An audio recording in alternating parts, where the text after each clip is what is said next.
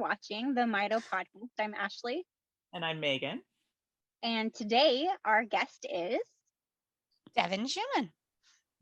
We're actually really excited to talk to you, Devin. Devin is a genetic counselor, right, Devin? That's the correct. Okay. Yeah. I always mess it up whenever I talk to anyone between being a geneticist, a genetic counselor, because there's so many different professions that kind of line up with that, right? Yeah, no, it's definitely not a individual box. There's a lot of overlapping circles with all of that, but they do have at least distinct degrees. So once you have it, you're like, this is what I am. I am not a doctor. I cannot prescribe meds. Please don't ask me for any, right? The unique thing about you is that you also have Mito, right? Yep. I have mitochondrial DNA depletion syndrome. Okay. Can you explain that? I know it's kind of hard. Any mitochondrial disease is very intricate, but is there an easy way to explain that so our listeners understand? Yeah, so I'm very used to explaining it, so I should be able to do it, but let me know if it's confusing. So mitochondrial DNA depletion syndrome is something that's diagnosed primarily off a muscle biopsy. They actually look at the mitochondria in your body and they notice that they don't have enough of their mitochondrial DNA. And so with that, mitochondria, right, they all have their own little DNA inside of them that's inherited from your mom. But we also have nuclear DNA from mom and dad that can encode things for the mitochondria. So I don't have enough mitochondrial DNA, but it's caused by a mutation I got from my mom and from my dad. So even though it affects my mitochondrial DNA, it's not inherited through women. For example, me and my brother both have it. And if I were to have a kid, they'd all be carriers, but they shouldn't be affected unless I magically found a partner that also carries the exact same gene that's not working. So for me, the DNA is written out in 4 letters. The letter G, I don't have enough of it. I have like 20% when you should have 100%. So there's just not enough of the letters to write the DNA within the mitochondria. So I don't have enough of the DNA. Which then means the entire mitochondria doesn't work because it really relies on that DNA to make itself and function. How old? Sorry, you go ahead, Megan. That was a perfect explanation. That was so good. It's like not my first rodeo for that one, but I bet.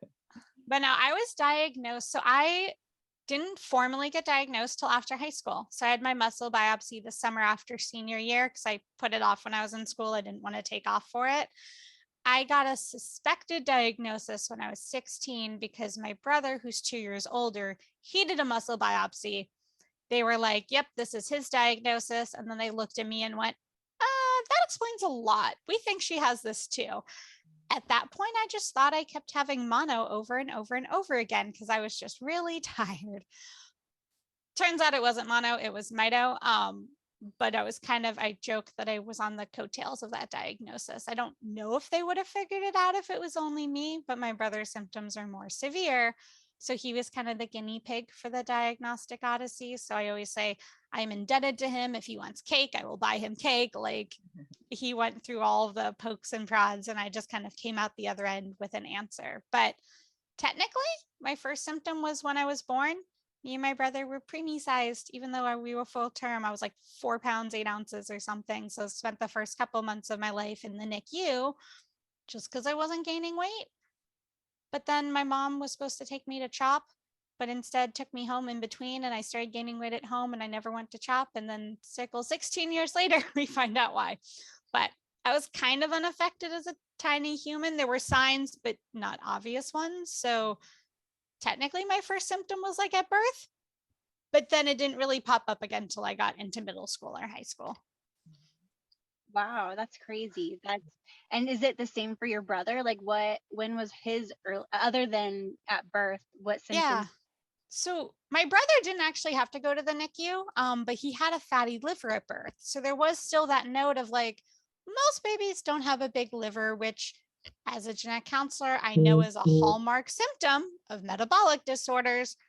But when he seemed fine, they didn't really look into it. And then for him, when he hit elementary school, he was diagnosed as on the autism spectrum, more of the social end of it. He's very, very smart, but definitely needed some extra help with school and writing, things like that.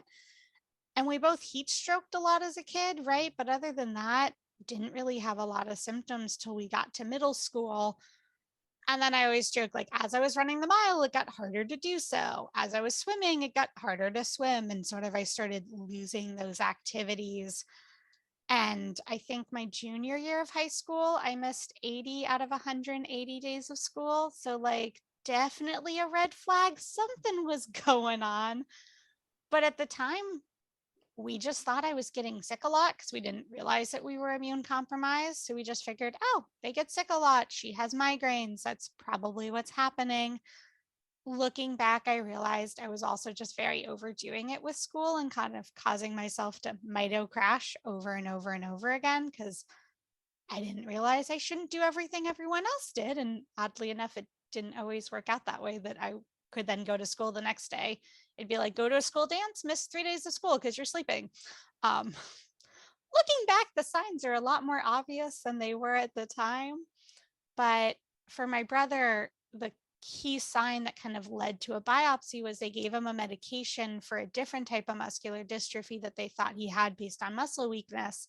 And he had a very unique reaction to it. Muscles wasted away. And they were like, that doesn't happen.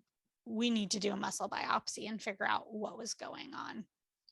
So that's crazy. And it's interesting that you brought up that you just thought you were getting mono over and over again. I've never thought of that, but that makes perfect sense. Like the symptoms you have or that you express with mono is a lot like mito. Well, not all mito, but different versions of mito. Well, and actually talking to, so I run in my free time a Mito group for teens and young adults. So it's called Mito Friends on Facebook. And we have like 500 members between the two groups. We have teens and 20s and then 20s through 40s. And like half of us are like, I thought I had mono at first, or it was triggered by mono, the flu. Like a lot of people have that same story where they got sick at some point in middle school or elementary school or high school, and they just never really bounced back. And so a lot of us, it's kind of a running joke that we can all trace it back to mono. And then we laugh now. We're like, well, what if I caught mono now? Would I even notice? Probably not. I would just think it's mito. And the hard thing with mono is a lot of people, they just say, do you have the antibody for it? So once you've had it once, you'll have that antibody for life. So for me, they just kept going, oh, you must have just gotten it again. Not quite how that works, but I understand why they were confused at the time. Yeah, that's crazy. That's really interesting.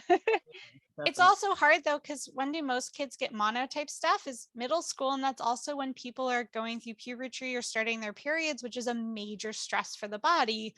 So a lot of people also who didn't have major symptoms as a kid, they do notice they kind of have that shift when they're that teenager, because it takes a lot of energy to become a teenager or adult. And so it's hard to know chicken or the egg. Like, is it a coincidence with the mono or was that the trigger?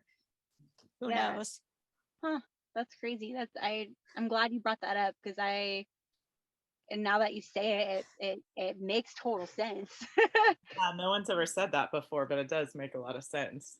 Yeah. And that's one of the things I always say that's so nice about having peers is you just say things that you think is only you. And then everyone goes, oh, wait, me too. Like, it's just this running joke that we all have these random things in our history, our medical record, or things that we do to help ourselves that we just thought was a unique quirk, and then we're like, oh, wait, half the group can't blow up balloons. That's probably muscle weakness. It's not just that I can't do balloons. And we're like, wait, half of us all share that. Or I never liked chewing gum. I thought it was tiring. I didn't realize that was anyone else. I just thought I didn't like gum. And then everyone else is like, I can't do it either. We always joke that like, there's just 1,000 things like that. So sometimes when we do Mito Zoom calls with the teens, we'll play the game of what's something you think is only you. And then everyone is like, that's me too, just to kind of bring out those stories. I'm really glad that you also just now brought up chewing gum.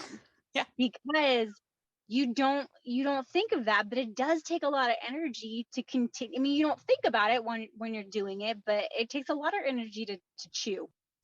Yeah. That's so interesting. We're gonna have to do another podcast with all of these so that people can hear them. So it makes more sense, because I'm sure not just like our adults or our teenagers that are listening, but parents bringing up their kids that want like their kids to have like do normal things, or Yeah. those are little things that you do have to take into consideration that you wouldn't automatically think of, you know? Yeah, no, it's a really fun game to play that with the group. We end up doing it at least every couple of months. Someone says something and we all go, wait, that's not you. And then we just start going down the list of all of the things. So one of them recently was drinking Gatorade to go to bed. And everyone was like, what are you, why would you drink a sugar drink to go to bed? And like half of us on the call was like, sometimes if I just can't sleep, if I chug a thing of Gatorade, I conk right out.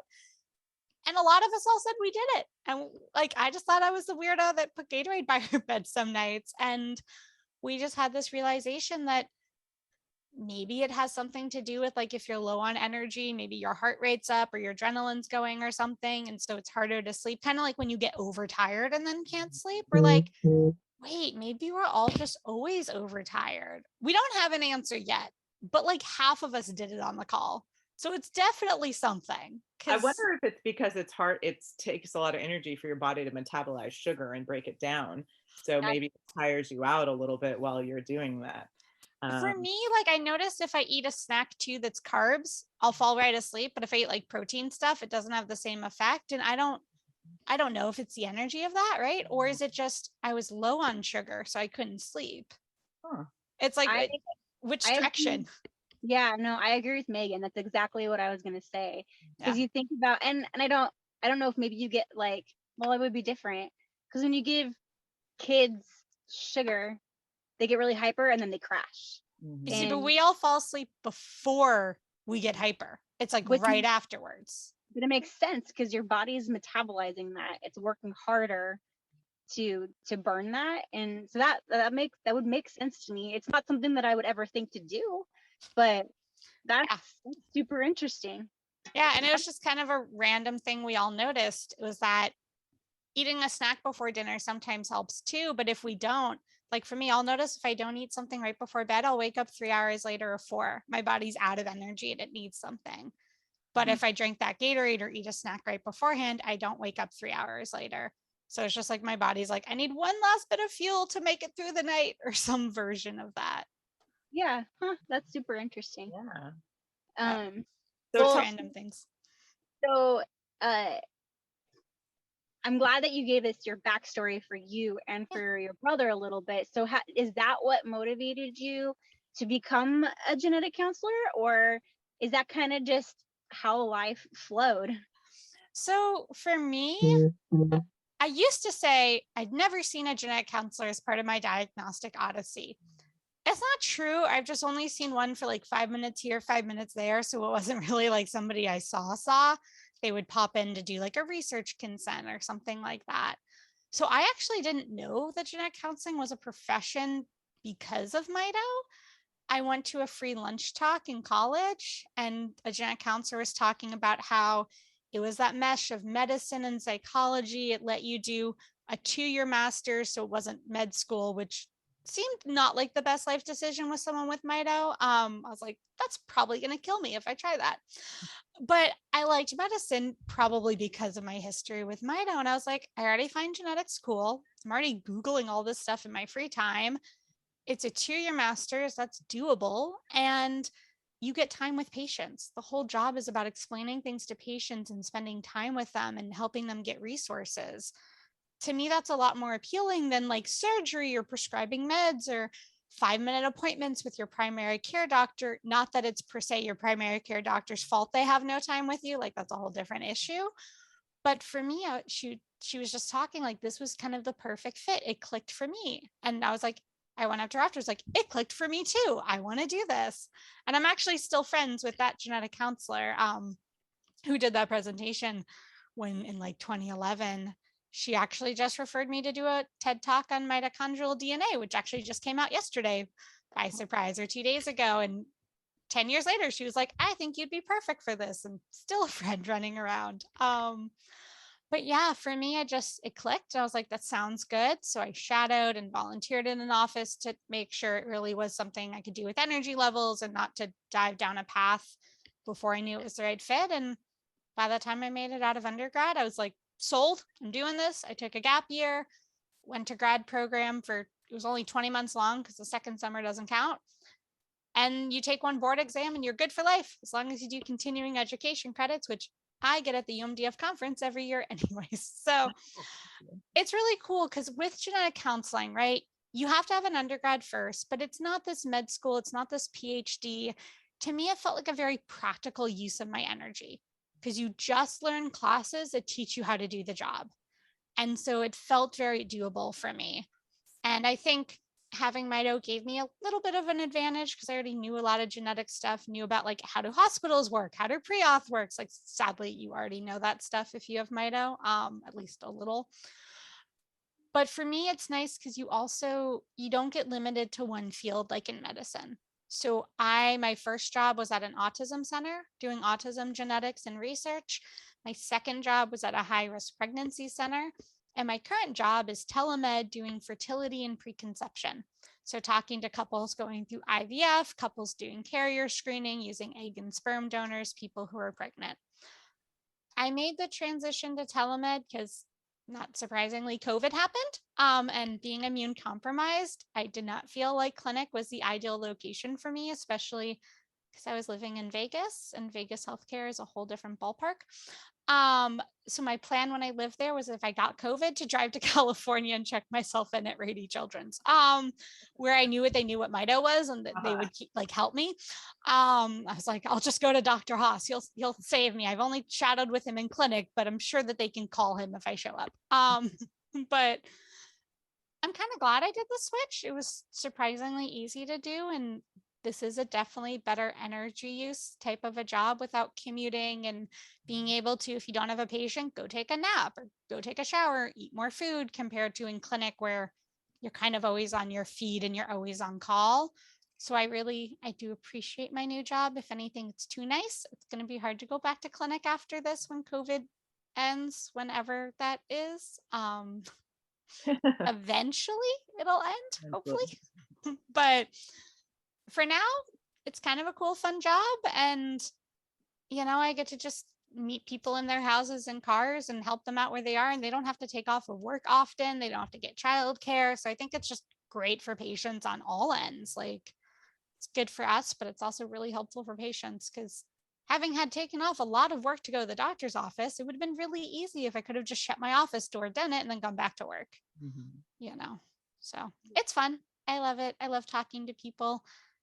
Just because I get it, like usually if someone says something, I'm like, I know at least one friend who's in that same shoes. And not that I project, but I think it helps knowing like I've seen 100 people go through this kind of thing or talk to a bunch of people about, what do you do when you want to have another child, but your first child has Mito? How do you think about this? And so when patients are thinking about it, it's like, usually they don't say anything that's super surprising because usually somebody in the Mito world's already said it before that.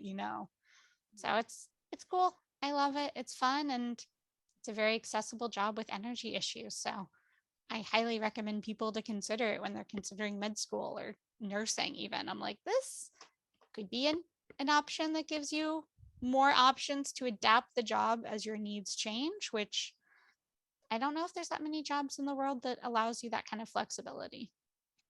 That's true. I mean, especially like with COVID, I think that's opened a lot of really good doors for people. I know it's been frustrating for a lot of people, but and I can't speak for everyone. I can only speak for what I think I would have been feeling if Angie was still alive, but it would have made life so much more simple. Like you said, spending hours and hours at doctor's offices and driving time and being stuck in traffic, and you don't get that time back. So I feel like the Zoom doctor visits and things like that are helpful for like a Mito community or. Yeah. No, I know the Mito docs are fighting to keep it approved by insurance because they've just found it as a game changer for so many patients. And no longer do you also only have to see doctors down the street from your house either. So it opens that door because how many families do we know who drive 8 hours to go see a doctor? My doctor is in New York City that I see. So like, it's a long drive. I fly out there if I want to see him. And that's not a one day, one afternoon project. No, that's what I was going to say. It definitely opens the door to being able to see doctors. I know my son was diagnosed with a Milan syndrome, and we don't have any specialists here in California. And so we're able to make appointments with, people on the East Coast that do specialize in this. And there are some laws that don't allow some doctors to see other patients out of state through telemed. So sometimes it's a little tricky, but in general, I think it definitely opens the door for mainly people with rare diseases, because there just aren't that many specialists all over. So it's definitely been a good thing. And even just thinking about people who are pregnant, I mean, if they have to go see their OBGYN, see a high risk center, see their own doctors, I mean, they're taking days, if not weeks, off for appointments. And if you need your paying job, that's a lot of money lost when pregnancy is not cheap to begin with, And so that's kind of like most people's quick dose of to like what we deal with all day long, right? And it kind of helps everybody. Of course, I did see a cardiologist on telemed, and I did have to do a lot of like acknowledging verbally that I know that cardiology can really only do so much on a computer. She was like, I can't look at your heart. I'm like, I fully acknowledge this. I'm just establishing care because I've moved. Like, there are obvious limitations. Mm-hmm. Yeah, totally. But for a lot of appointments, you don't need a physical exam, depending on who you're seeing. Yeah, I think for us with Dr. Haas, even, I mean, we go in there and he goes over all our medical information, all the information from the other doctors with the other tests. And I mean, he does examine Troy, but it's mainly like, okay, how are you feeling? How are the, and it's like, that's really great for telemed, because otherwise, you're waiting and the doctors were, but yeah, obviously cardiology, pulmonology, there are certain things that you got to get in there. I was like, I know I'm pushing my luck with this appointment. Like, I fully acknowledge that. Cool. Well, Megan, did you have any more questions? I was gonna ask, how having Mito kind of gives you a little bit of an edge with genetic counseling, but that was something you actually went through, because I think that's so important when you're seeing a doctor or a counselor or different things like that, and they have that experience. It just completely enriches, and they're so much more knowledgeable on so many things than someone who, has not gone through it or does not have a rare disease. I mean, you said you're doing IVF in patients with that kind of thing, and a lot of times people are going through that because they have a rare disorder in their family or something like that, and you having that experience is so important, and I'm sure it makes them feel so much better having those discussions with you. Yeah, I feel like we do a lot more like laughing about stuff with patients, because they'll be like, I'm like, so you both tested positive for this condition. They're like, our kid has it. I'm like, so I'm not going to explain it to you, because that would be a waste of your time, because you probably know more than I do. And they laugh, and I'm like, you just know to say that because you've been on the other end of that equation. And like, for me, I think what's nice about it is, I mean, of course, do you tell every patient? No. Sometimes they just get it from the things that you say, though, like jokes like that. And I think when I was a student and I was going to grad school, they were like, every interview was like, would you tell a patient that you have Mito? And the correct answer back then was no, right? Like, you shouldn't do that, because that makes it about you and not them. But I like had a patient with Mito at my last job, and she was like, well, do you know of any good resources? And I was like, all right, full stop. If I tell you that to go talk to the UMDF, they're going to send you back to me, because I'm the only Mito person in the city. So I have mitochondrial disease. Like, I was just like, this is stupid. I'm not going to dodge around this. Mm-hmm. And, I mean, that would happen sometimes when I'd be through like a really long journey with a family with a rare disease disorder diagnosis. And like, by the end of it, they'd be like, how do you get this? And I'm like, I have one too. Like, that's why I get it. And you can tell that it immediately it's a breath of relief for most patients, even if it's not the same diagnosis. And I mean, we've all felt the same. If a doctor candidly says, hey, I actually deal with something too, they tend to be good doctors. Like, it tends to be a good sign. And I think from the doctor side of it, I get it. They're like, well, don't make it all about you. Don't be like, well, I have this and it's been really hard. Like, duh. But just the little things, I think it's kind of interesting, because at the time I was like, I wouldn't tell anyone, and now I'm like, oh, I tell everyone. Because it's just, I think it's kind of an arbitrary line in the sand that comes from a place of ableism, to be honest. Like, it kind of comes from a place of disability isn't something to be shared or talked about. And for me, I always say I was very lucky. I got diagnosed in high school, right when I was kind of figuring out like how to be an adult, how to be a human, like, who am I? And so for me, when I went to college, I joined the disability community. So it was never like Mito is this diagnosis that sent me to the hospital. It's like Mito is this awesome community of friends. And I learned disability theory and I identify as disabled. I don't think it's a bad word. And like, I think for me, it put a different spin on it, on the diagnosis, that I think made a big difference, and is part of the reason that when I went to my first conference and I met other people with it, I was like, oh, of course, we are staying in touch. And we made a Facebook group that then like 10 years later blew up. But like, I don't know, if I hadn't been at a college that had a big disability community where it was a positive, we all hung out, we're still friends with each other, if I would have thought like, I want to go meet other friends with this. But I think it makes it so different. Like, it's so different when you're like, this is the reason I have really good friends. Like, some of my friends, we've been in each other's weddings and people's babies are named after each other. Like, these are lifelong friendships that I never would have had without Mito. So, like, yeah, does Mito suck some days? Sure. I mean, like, are there 1,000 negatives about it? And is it hard when we lose our friends? Of course. But I'm also so glad I had that spin on it, that perspective on it, because I think it is a lot harder when you don't know anyone else with it and you're stuck at home and it's just a cause of all the things you've lost instead of something else. Which is why I love like podcasts like this, because it's like, look, we're all in this together. Like, we're all like, this is such a bigger thing than just like a thing on a sheet of paper as to why you see a doctor. Absolutely. And we always talk about how, being friends with other parents that have children with Mito and how helpful it is to us. So just that, group of friends that is going through the same experience, it just enriches your life. And it's super informative. You learn so much that you wouldn't learn from just that diagnostic paper, those results that you get. So yeah, that is amazing. And it's fun too, because it's like you meet all of these amazing people you never would have met otherwise. Like, we always joke on paper, some of my friends, I'm like, we don't have any like points of contact that would be like, this is why you'd be best friends with this person, right? We live in totally different time zones, have different backgrounds, different everything, and yet we're best friends 10 years later. Absolutely. And I just, Ashley and I wouldn't know each other unless it was for Angie and Troy. and that's what I mean, right? Like, you can't discount the negatives, but I'm like, could I pass up all of these friends? Like, no, I kind of really like them. Like, they're kind of really cool people. I'm glad I have them in my life. Yeah.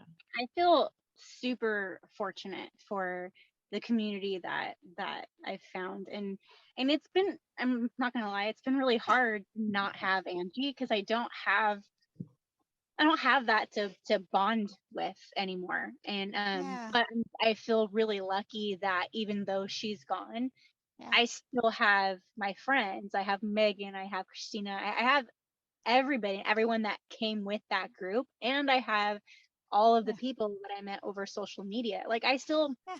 get text messages of kids, and I get phone calls all the time, and I just feel really lucky for that.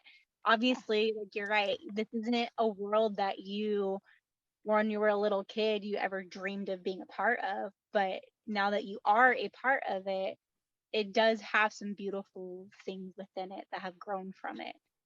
Just so glad for social media, because otherwise we just have the things that sucked, right? Like, I mean, people You feel can, so alone, and that was another reason why we started the podcast, is because we have you would think that in San Diego we'd have this huge Mito community, and we have a lot of support, but we don't have a lot of Mito kids or Mito adults.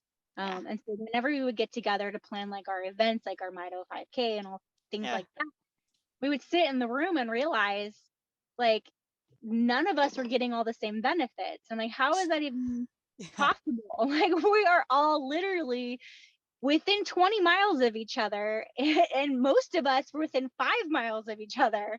And I don't understand how we're not getting the same stuff. And so that's why we started this, because there's all these hidden things that you only know about when you talk to your friends, right? When Yeah. you're bullshitting over coffee. And so yeah, and we just wanted to bring that community closer. And I think Yeah. that's the best thing about social media, is that Yeah. it has made this like humongous world a little bit smaller. And Yeah. then we're hoping with the podcast it would bring that world even smaller, just so that everyone feels that exactly what you were saying. Like, even if we don't get to meet every single person that listens to this podcast, well, I hope Yeah. that we've been able to enter their house or their car or something to listen to this and make them feel not as alone. And I mean, I think you have to have been successful. I mean, at the end of the day, for every person that reaches out, there's probably 5 that aren't. I mean, that's just the reality of everything. Is like, for every person who is commenting and posting on a group, there's 20 people reading it, not saying anything, but who are still there reading it. So obviously still participating and getting something from it. And I always find it really funny when I go to the Mito conferences, because like I'll run the teen room and like all these people will be like, "Hi, Devin," and I'm like, "I have 1,000 Facebook friends. Who are you again?" Because like I'm dyslexic. I'm horrible with names and faces, and the little icon on Facebook, you're this big, like you're now a human. Give me a second to connect the dots, and once you do, I'm good. But when you add the fact that I'm bad with names, I'm like, you change your Facebook profile picture, it'll take me a day to figure out you're the same person. Because I'm like, you were the blue icon, now you're the green icon. Like, awareness week is great but horrible because everyone has the same icon suddenly. I'm like, I'm screwed, I'm out. Like, I can't do this. But like, yeah, I mean, just the fact that people say, "Hi, Devin," I'm like, oh, okay, cool. Like, just existing and posting apparently made a difference because they remember who you are.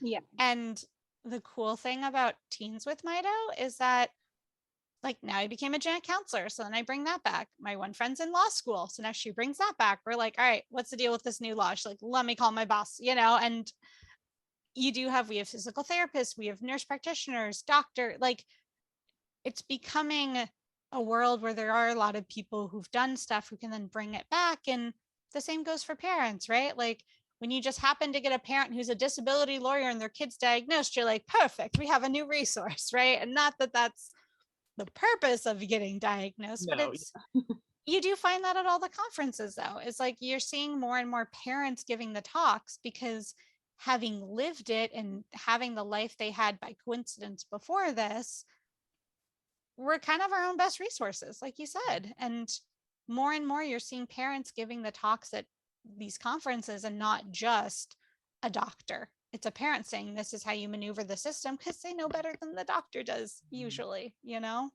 I think it's cool to see that shift, to see more podcasts and patient-led stuff, because we are all professional patients or professional caregivers, and you do know a lot more than people who had one lecture in college. Like, I'm going to be frank, I've had those lectures. They are short. There's not a lot of info there. Like, a lot of what I jokingly do is I'm a professional Googler.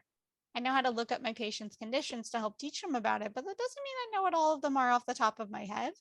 So I definitely don't know more than my patients do if they have one of these. Like, of course I don't.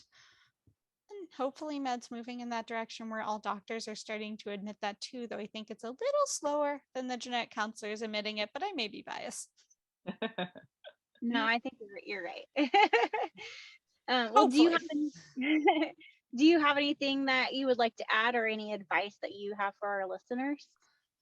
So, I mean, I always say, like, go on social media. It's not a scary place, but I always also have a warning for it, which is like, take into account who's posting, right? I mean, the hard part is for a lot of us, we feel the need to post when we're having our hardest days, or when we're up at 2 a.m., or when something new pops up and it's scary and we have a lot on our plate. And so I think it can also be hard for new people joining a social media group or anything, Twitter, anything at all. You tend to see a lot of people at their worst, and it can make you scared and not want to connect, because you join a group and you just see everyone complaining and you're like, this is not what I want.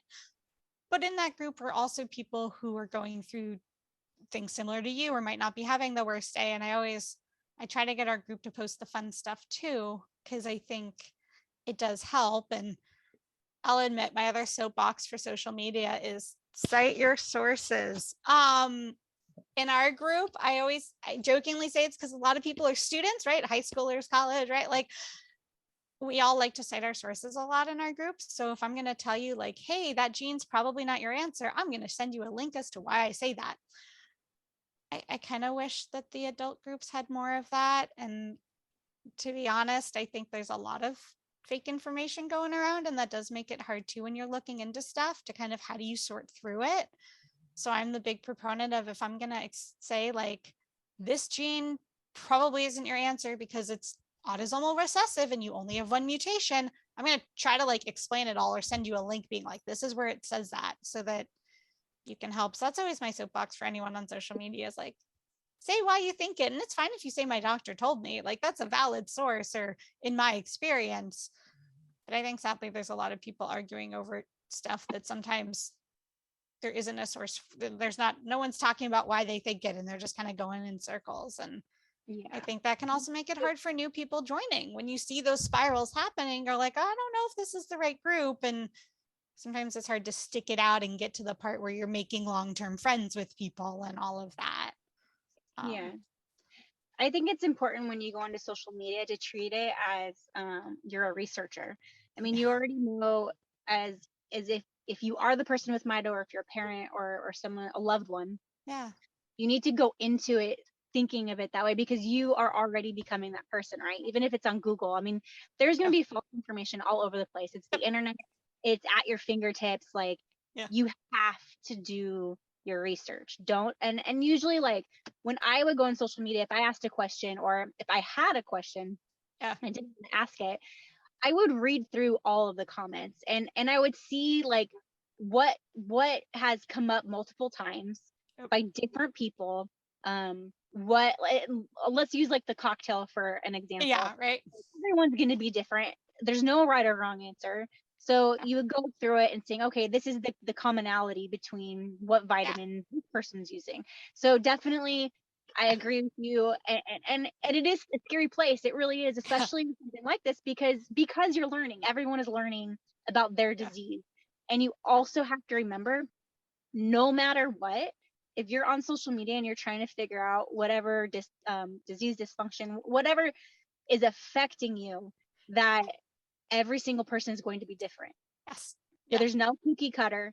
Just because it worked for someone does not mean it's going to work for somebody else, and that's okay. But you need to do your trial and error. And if you are offended or if you don't like something, it doesn't mean that you have to comment. It doesn't mean that you have to get on your own soapbox. Like a lot of, you can leave things alone. But and I always use me as the example. Me and my brother, on paper, have very different symptoms. We have the same 2 mutations. We're supposed to be identical, and we are not even close. Like we have very little overlap.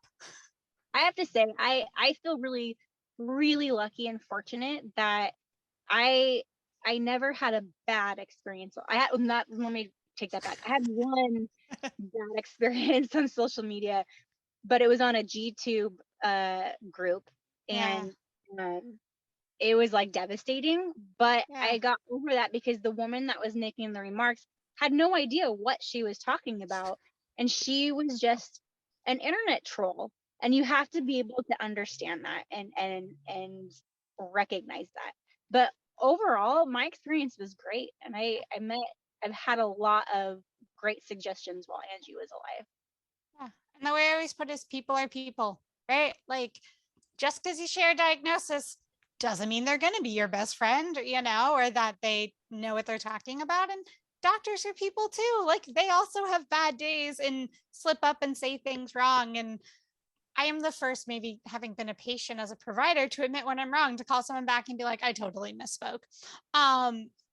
And I think I probably do that because I've been a patient. So I'm like, you can't not follow up on that. But everyone has an off day, like, and I think it's easy to also see a lot of animosity towards providers on those groups as well. And my life approach is emotion validation.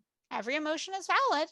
It comes from a valid place. Doesn't always mean what you do with it is appropriate or okay, right? But usually if someone's angry at somebody, even if it seems misguided, like the anger is coming from a real place, you know, but I think we don't always think about that for our doctors is, you know, just because the doctor didn't meet us where we needed them to, unless they just full on insult you, right? Like maybe it's just people who didn't mesh and not this healthcare provider who has failed me, as much as it feels that way sometimes after you've seen a lot of them. And I've had the exception to the rule, like a doctor who told me that genetics wasn't real. And I was like, so to follow up on that, I'm in your at your grad school for genetics. So it's cute that you say that, but I'm going to disagree. Like there's always the exception story, right? But I think, you know, it's something I always try to remind people in my group of like, I might love my doctor and he might be not the right fit for you. And that's okay. Unless a doctor does something unethical, I wouldn't say don't go see them.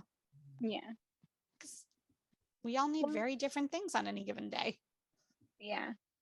Well, Devin, thank you so much for joining us on the podcast today. We really appreciate being able to talk to you and hearing your story and all about genetic counseling, how you got there. So thank you all also for listening to us today. This is the Mito podcast. If you have any questions or if you have any suggestions for future podcasts, you can find us at mitopodcast@gmail.com. You can find us on Facebook, Instagram, YouTube, and you can find our podcast on Spotify, mitopodcast.com. And there's probably one more, but I don't remember what it is. You've got your bases covered there. I love it. You can find us. My Facebook group is only on Facebook, so we're not that helpful, but it's Mito Friends for teens and young adults. You can look us up too. Tell us too, Devin, what your TED Talk is called. Oh, yeah. I didn't actually pick the name of it, so I'm going to caveat the title with that. It's called The Genes You Don't Inherit from Your Parents. Ooh.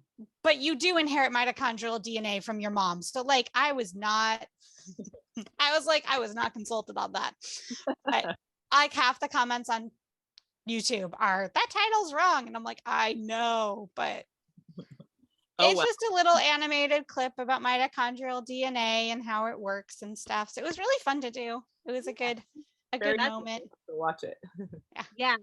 I love TED Talks. That's like my bucket list. I want to do a TED Talk someday. I don't know. The TED educational video ones, anyone can be a topic expert. So if you have a topic you're passionate about, like if you can write a 650 word script, like they might just go for it. That's how I did it. Like it was just a fun topic you know a lot about.